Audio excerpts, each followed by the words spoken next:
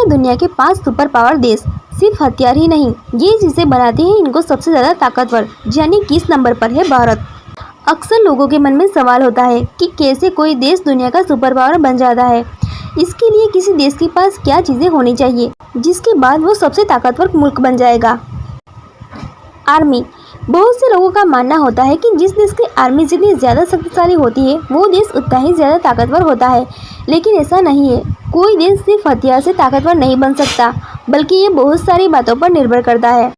दुनिया की 5 सबसे बड़ी अर्थव्यवस्था। अगर ये दुनिया के 5 सबसे शक्तिशाली देशों की बात करें तो इस लिस्ट में सबसे ऊपर अमेरिका का नाम आता है। इस देश के पास न केवल दुनिया की सबसे ज़्यादा ताकतवर सेना है, बल्कि सबसे बड़ी अर्थव्यवस्था भी।